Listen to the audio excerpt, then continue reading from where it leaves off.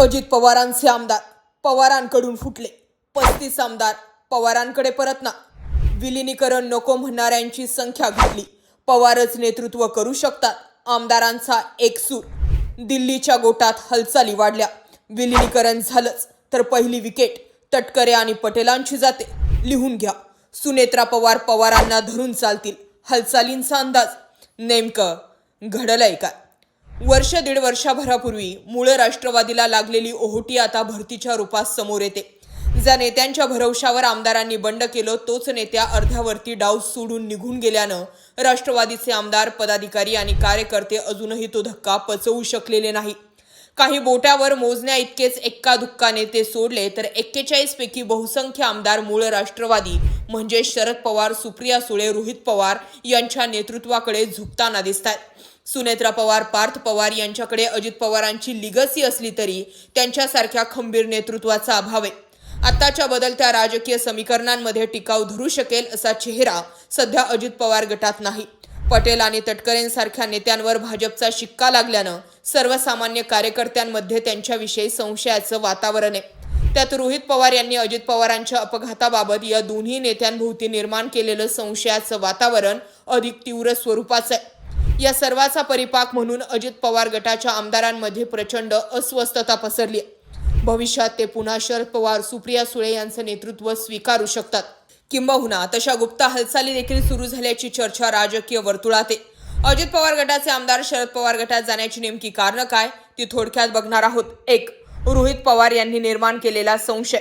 आमदार रोहित पवार यांनी अजित पवार यांच्या विमान अपघातामागे घातपाताचा संशय व्यक्त केला.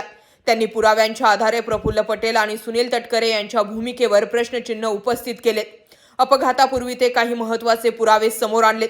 रोहित पवारांच्या दाव्यानुसार 27 जानेवारीला अजित पवार मुंबईहून बारामतीला कारने जाणार होते. मात्र प्रफुल्ल पटेल यांचा फोन आल्यानं तसेच सुनील तटकरे यांच्याशी चर्चा करण्यासाठी ते थांबले, ज्यामुळे त्यांना उशीर झाला.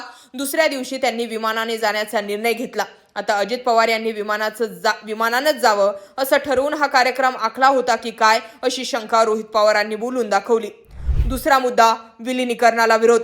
अजित पवारांना दोन्ही गट एकत्र आणायचे होते असे दावे होत असताना पटेल आणि तटकरे यांनी मात्र विलिनीकरणाचा विषय अजेंड्यावर नसल्याचं स्पष्ट केलंय. यामुळे हे नेते केवळ स्वतःचे राजकीय अस्तित्व टिकवण्यासाठी शरद पवारांशी जुळवून घेण्यास नकार देत आहे असा संदेश आमदारांमध्ये गेलाय. 3. भाजप गिळंकृत करेल ही भीती. अजित पवारांच्या निधनानंतर या गटातील आमदारांना भाजपमध्ये विलीन होण्याची किंवा भाजपच्या कंट्रोलखाली जाण्याची भीती आहे. नेतृत्वाचा अभाव आणि भाजपचा दबाव या दुहेरी विवंचने सध्या अजित पवार गटाचे आमदार आहेत. अजित पवारांशिवाय या गटाला स्वतंत्र ओळख टिकवणे कठीण ठरणार आहे. परिणामी भाजप संपूर्ण पक्ष गिळंकृत करणार अशी भीती राजकीय विश्लेषकांनी व्यक्त केली आहे. 4. स्थानिक राजकारणातील अडचण. अनेक आमदारांना त्यांच्या मतदारसंघात भाजपशी संघर्ष करावा लागतोय. जर पक्ष भाजपमध्ये विलीन झाला किंवा भाजपची बी टीम म्हणून राहिला तर त्यांची स्थानिक ताकद संपेल आणि विधानसभा निवडणुकीत त्यांना भाजपच्या चिन्हावर किंवा त्यांच्या अटींवर लढावं लागेल अशी भीती आमदारांमध्ये. 5. अजित पवारांचे भाजपवरील टीकास्त्र. अपघातापूर्वी अजित पवारांनी पिंपरी चिंचवडमध्ये भाजपला भ्रष्ट राक्षस म्हणत लक्ष केलं होतं. त्यांच्या या भूमिकेनंतर आमदारांना असं वाटत होतं की दादा आता भाजपपासून अंतर राखणार. दुसरीकडे ॲट द सेम टाइम त्याचीच शरद पवार गटाशी जवळीक वाढत होती. परंतु अशा संक्रमणाच्या काळातच त्यांच्या निधनानंतर उर्वरित नेते पुन्हा भाजपच्या जवळ जात असल्यानं आमदार असुरक्षित झालेत. त्यामुळे पवारांकडे चला असा म्हणणारा एक गट तयार झालाय. दिल्लीच्या गोटात हालचाली वाढल्यात. 1 वर्ष तरी विलिनीकरण नको असं सुनेत्रा पवारांच्या बैठकीमध्ये ठरल्याचं सूत्रांकडून समजतंय.